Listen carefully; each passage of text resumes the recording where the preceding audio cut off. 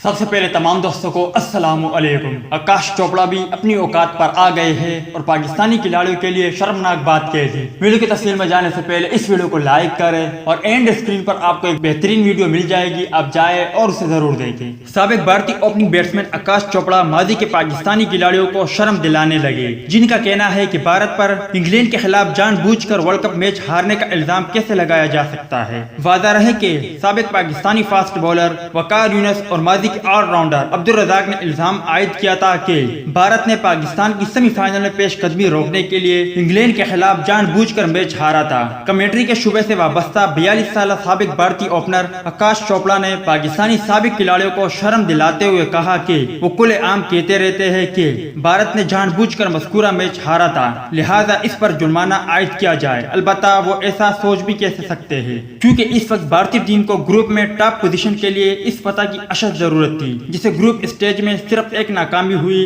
जो इंग्लैंड के खिलाफ मैच में ही थी। उनका कहना था कि आईसीसी का सफीर होने के बावजूद वकार यूनुस ने भी वर्ल्ड कप के दौरान तबसरा किया कि भारत ने एक मकसद के तहत शिकस्त खाई थी। हालांकि बेन स्टोक्स ने अपनी किताब में भारतीय हकमत अमली पर हैरानगी के बावजूद कहीं नहीं लिखा कि भारत जानबूझकर मैच हारा था। तो दोस्तों, आप सब लोग जानते होंगे कि वर्ल्ड कप 2019 के दौरान भारत जानबूझकर मैच हारा था, इसमें कोई शक नहीं। ताहम अपनी सफाई के लिए कुछ न कुछ तो करना होगा। जिस तरह आकाश चोपड़ा ने अपनी मतलब कि इंडिया टीम की सफाई पेश की और पाकिस्तानी खिलाड़ियों को तनकीद का निशाना बनाया, आप इस हवाले से कमेंट सेक्शन में आकाश चोपड़ा के लिए कोई अल्फाज या जुमला जरूर लिखें। क्या आप आकाश चोपड़ा की इस बात से इत्तेफाक रखते हो? तो इस हवाले से कमेंट सेक्शन आपके कमेंट्स का मुंतजर रहेगा। मिलता है किसी नेक्स्ट वीडियो में, तब तक के लिए इजाजत दीजिए। अल्लाह हाफिज।